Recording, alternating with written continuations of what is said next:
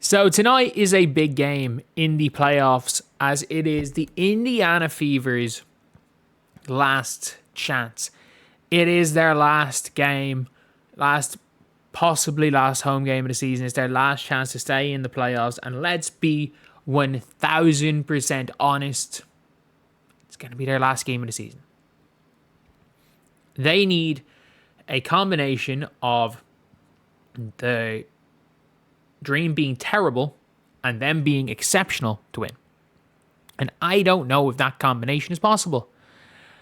I don't know if that combination is possible in this game because the way the Indiana Fever play, the way the Indiana Fever match up, they might be like the Indiana Fever need Kelsey Mitchell of 30, need Aaliyah of 20, and they need Odyssey Sims and Ariel Powers and Lexi Hull to step up.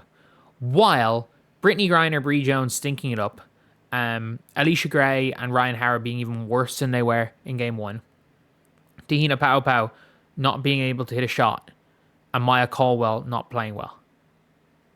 Like, not ideal. Not an ideal situation for the Indiana Fever to be in. So, today we're really going to talk about this game and what the Indiana Fever need to do to win and what I'm expecting to see.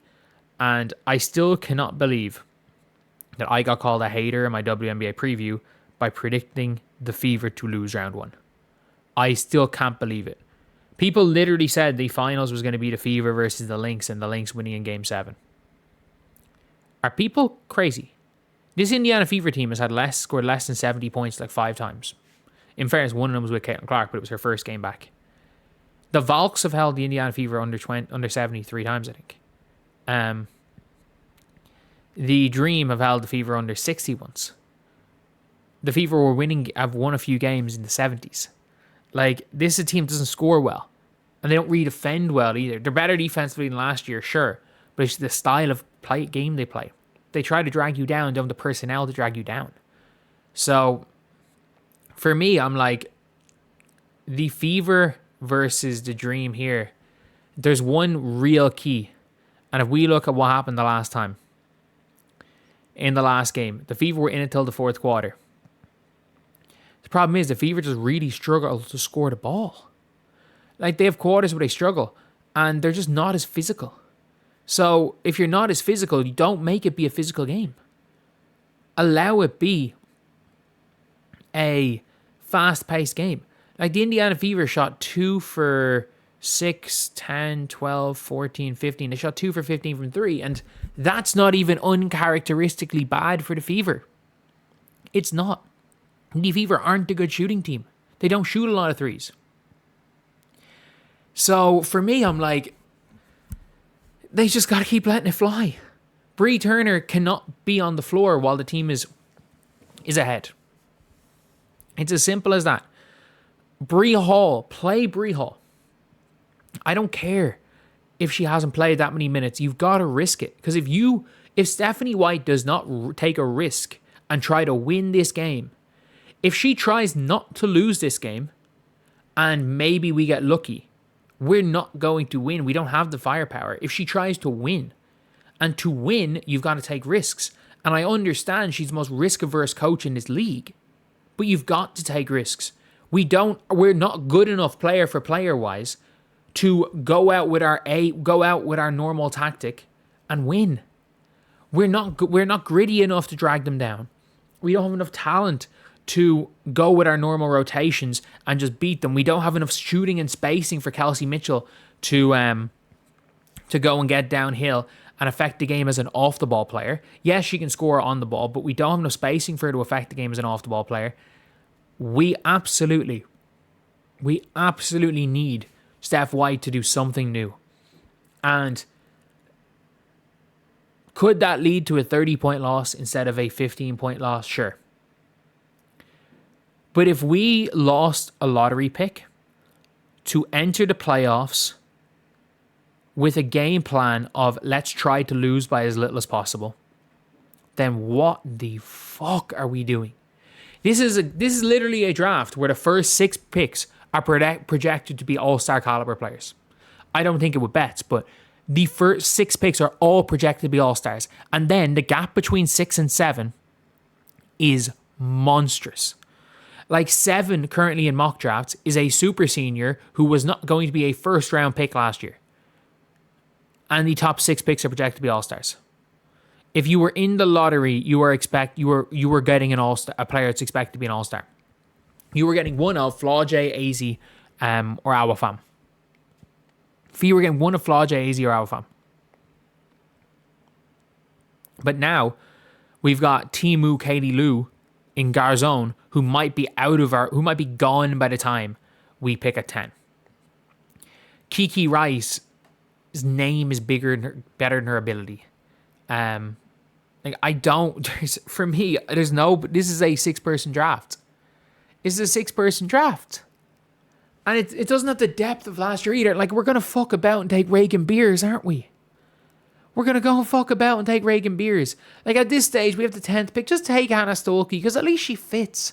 At least she fits Caitlin Clark. Just take Hannah Stolke at this stage. I don't think Hannah Stolke's good enough to be a 10th pick in the draft.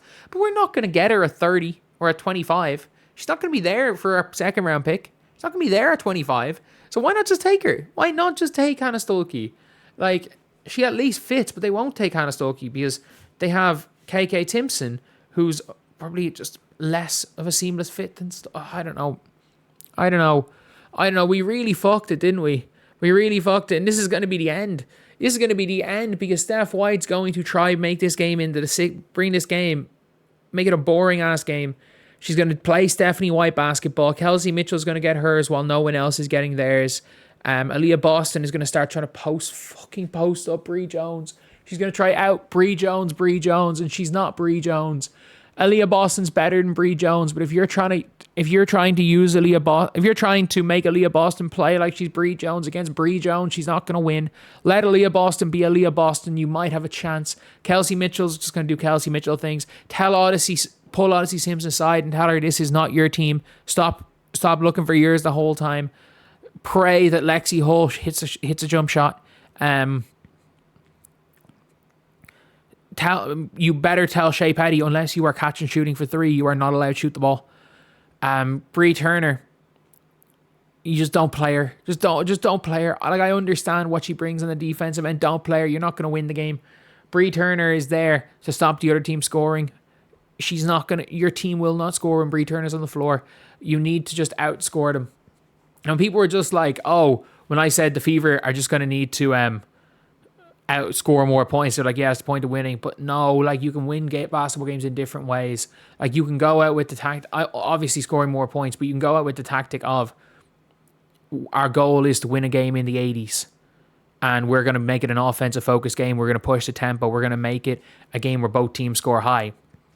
Or you can go out with a tactic of, we want to win this game scoring in the 60s or scoring in the 70s and hope that your opponent scores in the 60s. That's how the Fever go. But the problem is the Fever's defense is not good enough. Their defense is not good enough. Like, people are like, oh, it was the Fever's offense that was a struggle. No, the Fever play a game, have a game style, play style that is going to lead to low scoring games, but they're not even good enough to defend good teams into low scoring games. The Fever are screwed. The Fever are screwed. And the fact is that I just know for a fact the Fever aren't breaking 75 points today. I just know they're not breaking 75. And I don't know if they have the personnel to break 75. And people are like, oh, but like if these other players stepped up, they win. But yeah, like Ryan Howard and Alicia Grace dunk it up. Ryan Howard and Alicia Grace dunk it up from the field. Maya Caldwell in shots. They will not be as bad again. However bad the Fever were in game 1, the Atlanta Dream were equally as bad, and it was a 12-point game. And even though it was a 5-point game on the 4th, they, outside of that 15-6 run we started off the game on, they controlled every other second of that game. So anyway, yeah, that's the video. I'll see you guys.